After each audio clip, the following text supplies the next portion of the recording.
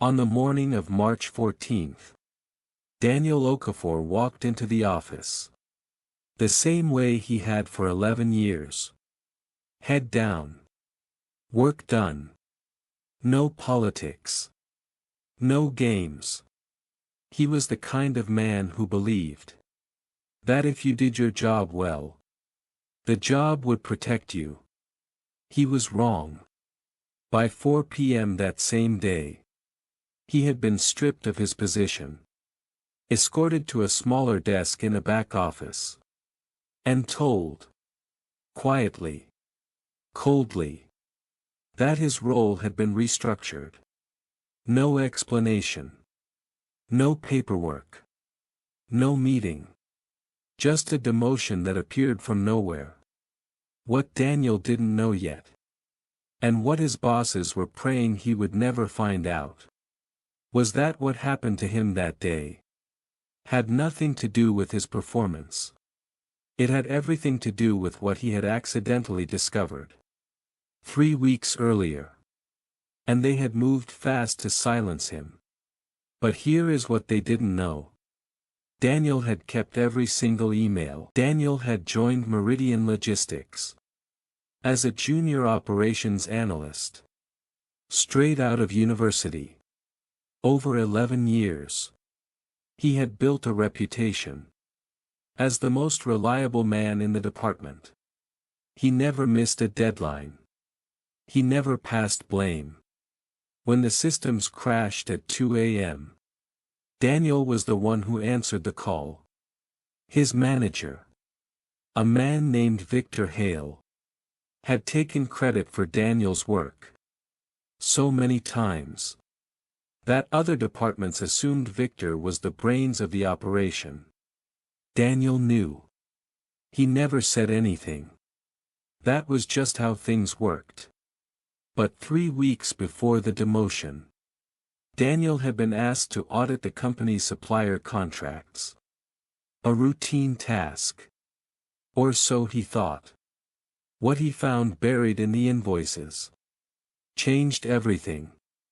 One supplier, listed simply as GVH Consulting, had been paid over $400,000 across 18 months for services that Daniel could not trace to any project, any delivery, or any outcome.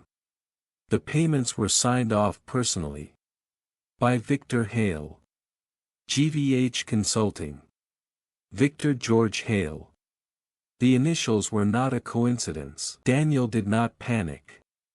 He did not confront Victor. He did what careful people do.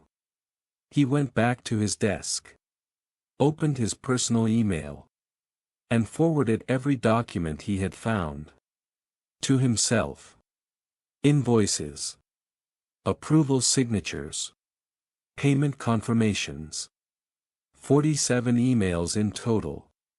Then he quietly continued his audit, as if he had seen nothing. He told no one. But someone told Victor. 3 weeks later came the demotion. No reason given. And 2 days after that, Daniel received an email from the IT department, informing him that his access to the supplier contract system had been revoked.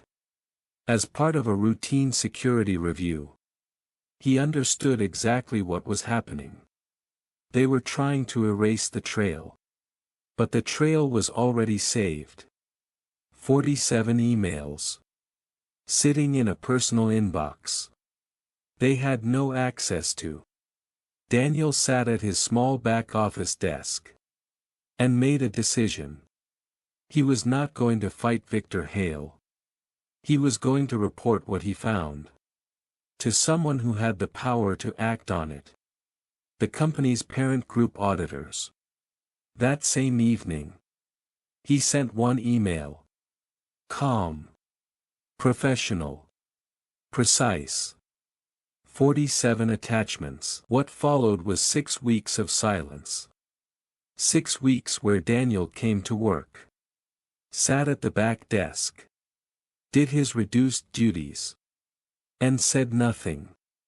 His colleagues assumed he had done something wrong. Some avoided him.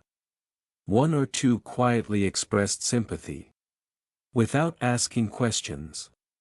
Victor Hale walked past him every morning. Without making eye contact. Daniel noticed. He said nothing. Then on a Tuesday morning in May, 3 men in suits arrived at the office. They were not from HR. They were not from management. They were from the parent group's internal fraud investigation unit. A team that had been quietly building a case. For 6 weeks. Based on Daniel's 47 emails. Victor Hale was called into the boardroom at 10 a.m. He did not come back out as an employee. By noon, Victor's access cards had been deactivated. His company laptop had been collected. And the head of HR was standing in the middle of the office. Making an announcement. About an ongoing internal matter. Daniel sat at his back desk.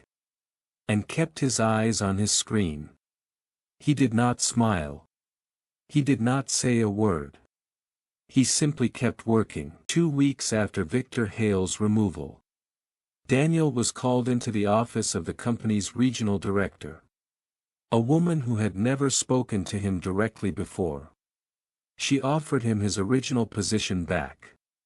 With a formal apology on record. And a promotion. To senior operations manager. The role Victor had held. The $400,000 in fraudulent payments. Was recovered through legal proceedings. Victor Hale was banned from holding a directorship. For 7 years. And Daniel Okafor. The man who had been quietly moved to a back desk to be forgotten. Became the youngest senior operations manager.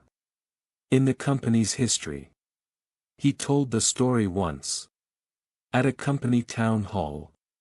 When asked how he had stayed calm through it all. He said this. I didn't stay calm because I was strong. I stayed calm because I had the proof. When you have the proof. You don't need to be loud. Some people in that room had avoided him for months. They remembered that. And they never forgot it. Daniel never raised his voice. He never sent a threatening message. He never posted on social media. He just kept the proof. And let the proof do the work. If this story made you feel something, subscribe to Proof Over Noise. Every week we bring you real stories. Of people who stayed quiet. Kept the evidence. And let the truth speak for itself. The next story is already waiting for you.